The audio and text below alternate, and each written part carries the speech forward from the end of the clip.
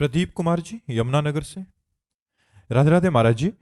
गुरुदेव कृपया मार्गदर्शन करें कि आपके सत्संग से हमें यह पता चला कि संचित और क्रियामान कर्म को भजन के द्वारा नष्ट किया जा सकता है, परंतु प्रारब्ध सबको भोगना ही पड़ता है और बड़े बड़े महापुरुषों को भी प्रारब्ध भोगना ही पड़ा।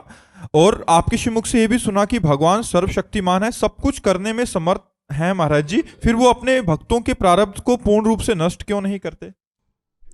नहीं, जो सच्चा पहलवान होता है वो कायर और आलसी अपने चेला को नहीं बनाता है। अगर यहां मारा और थोड़ा सा वो कच्चा पड़ा तो हजारों हाथ यही मारेगा वो।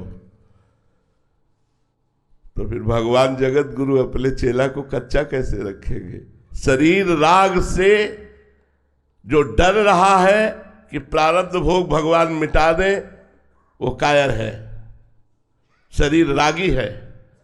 अरे देखो, हमारे भगवान सर्वशक्तिमान और परम कृपाल होते हुए अपने चेला पर आरा चलवा दिया, मूरत ध्वज पर, अपने शरणागत पर राग पर आरा चलवा दिया। पूरे देह को चीर कर 2 भागों में करो। क्या समझते हो हम जगत गुरु के चेला कोई साधारण थोड़ी है? भगवान अपने पार्षद को कमजोर बनाएंगे क्या? बड़ा सा बड़ा प्रारब्ध भोग भी ऐसे हंसते हुए मुस्कुरा करके जब आग में झोंका गया प्रहलाद जी को, जहर पिलाया गया प्रहलाद जी को, बड़े बड़े गजराजों से रौंदा गया प्रहलाद जी को, अस्त्र शस्त्रों का प्रहार किया गया, कृत्या उत्पन्न की गई, क्या क्या नहीं किया गया, लेकिन बाल भी बांका नहीं हुआ। तो हमारी छाती चौड़ी होती है कि मेरा स्वामी इतना कृपालु है, इतना मजबूत कर देता है अपने दास को कि प्रकृति का कोई भी वार उसका बाल बांका भी न कर पाए। सीम की चाप सके को तासु, बड़ रखवार रमापति जासु। भगवान अपने शिष्य को, अपने पार्षद को, अपने भक्त को कायर नहीं बनाते, कमजोर नहीं बनाते, विश्व को दिखा देते हैं कि देखो अगर जरूरत पड़ी तो मेरे लिए गर्दन कटाने में भी पीछे नहीं हटने वाले। इसलिए भगवान प्रारब्ध नहीं मिटाते, प्रारब्ध भोगने की सामर्थ्य देते हैं। भोगो और मेरा स्मरण करते हुए जगत के लिए उदाहरण बनो, जगत को दिखाओ कि हम भगवान के हैं और हर कष्ट सहकर भगवान के हैं। इसलिए बड़े बड़े महापुरुषों के शरीरों में भीषण पीड़ा दी गई। ये क्या है? भगवान परिपक्व करते हैं, भगवान मजबूत करते हैं अपने दासों को, देह भाव से रहित करके चिदान। तभी तो होता है ऐसा कैसे बोले? ऐसा इसलिए क्योंकि भगवान के दास हैं, क्योंकि भगवान के जन हैं।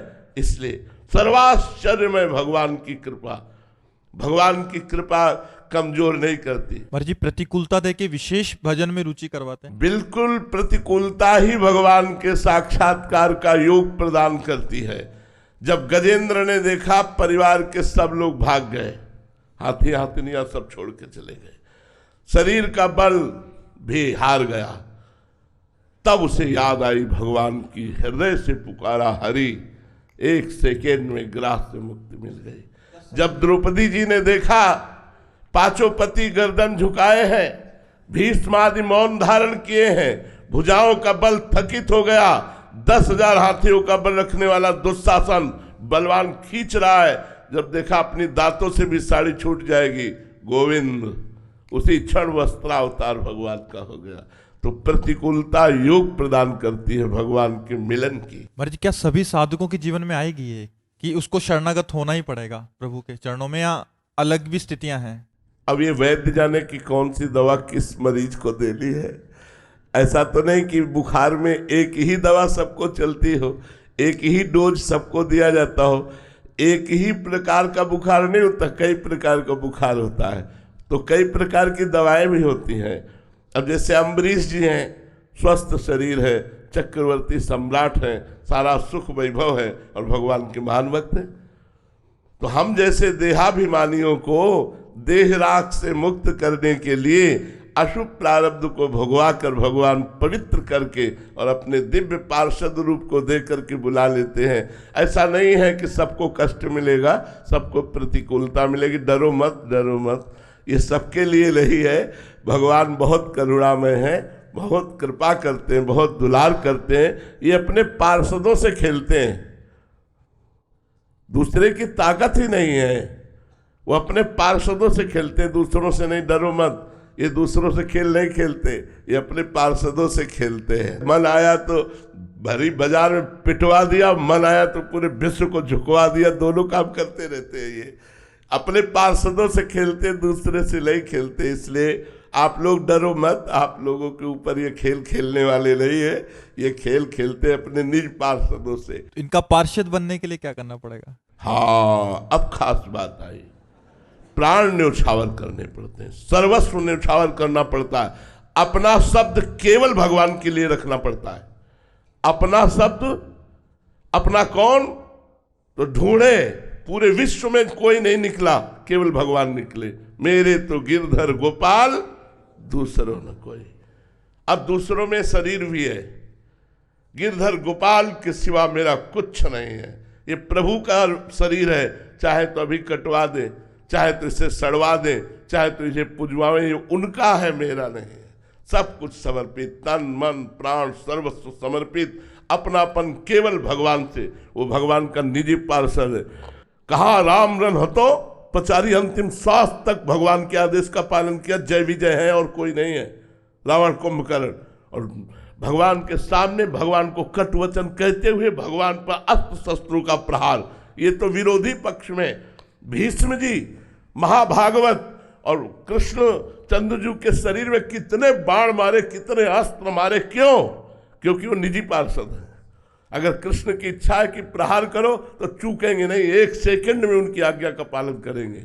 मर्जी स्थिति नाम जप से आएगी या उनकी कृपा से ही आएगी? वैसे प्रधानता तो कृपा है, लेकिन सहयोगी नाम जप है। भगवत पार्षद, भगवत समर्पित। एक दिन द्वारिकाधीश, हा गोपी, हा गोपी, तो देवर्षि नारद जी पहुंचे। देखा कि भगवान की आंखों में अश्रु है और मुख में गोपी नाम है। कहा प्रभु, एकांत में आप उसी का सुमिरन करते हैं जिसे बहुत प्यार करते हैं। आज मुझे पता चल गया आप गोपियों को बहुत प्यार करते हैं। क्या हम में से कोई ऐसा भक्त नहीं है जो कभी आपको एकांत में ऐसे याद आता हो? भगवान ने देवर्षि नारद जी से कहा कि हम इंतजार ही कर रहे थे कि आप आए और मैं अपनी पीड़ा बताऊं। आज मेरे उदर में बहुत पीड़ा हो रही। प्रभु, पीड़ा हो रही? हाँ। अगर किसी भक्त की चरण रज लेकर के मैं ऐसे लगा लूं तो पीड़ा समाप्त हो जाए। भक्त की चरण रज अभी लाता हूं प्रभु।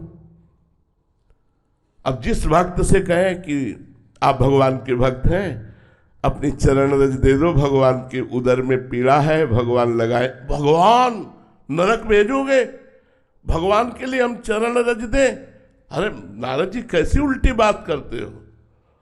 लेकिन जब ब्रज में आए और कहा गोपीजनों से कि भगवान के उदर में पीड़ा है, चरण रज, तो ऊपर की ओढ़नी उतार दियो। सबने अपनी चरण रज झाई, बोले जल्दी जाओ और उनसे कहो लगाओ, तुम्हारी पीड़ा दूर हो जाए। तो बोली तुम्हें पता है भगवान को चरण रज दे रहे हो, नरक जाओगी।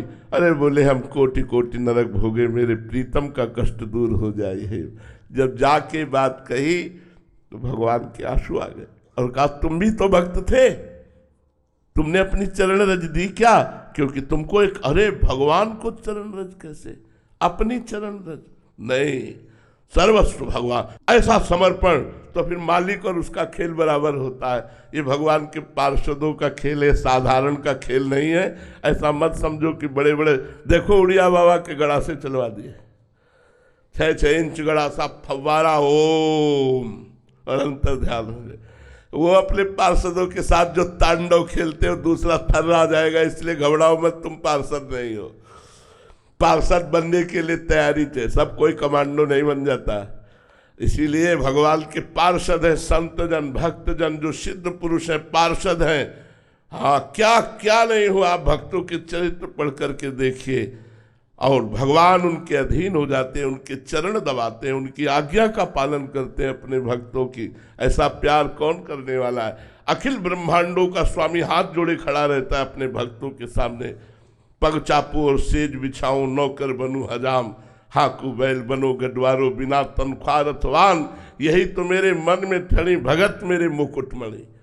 अपनो परण विसार भगत को पूरो परण निभाऊं, जाचे जाचू कहे तो बेचे से बिक जाऊं। और क्या कहूं घनी, जैसे पतिव्रता नारी घनी, भगत मेरे मुकुटमणि। ऐसी थोड़ी भक्ति का मार्ग भगवान का मार्ग है। तो आप लोग मत डरे, इतनी भयानक प्रतिकूलता आपको नहीं देंगे। देखो गुरु अर्जुन देव जी को तप्त तवे पर जलते हुए बैठाल करके तप्त बालू डाली जा रही हो, क्या कह रहे, तेरा किया मीठा लागे। ये गुरु गोविंद सिंह के दोनों लाडलों को दीवार पे चुनाया जा रहा है, लेकिन आह नहीं निकल रही। ये है निज पार्षदों का खेल। ये अपने पार्षदों से खेलते, साधारण से नहीं खेलते। भाई खाओ पियो मनोरंजन बैलेंस बना के चलो, बात अलग है। अगर पीछे पड़े तो फिर अपने लायक वो बना लेते हैं, अपने लायक बना लेते हैं।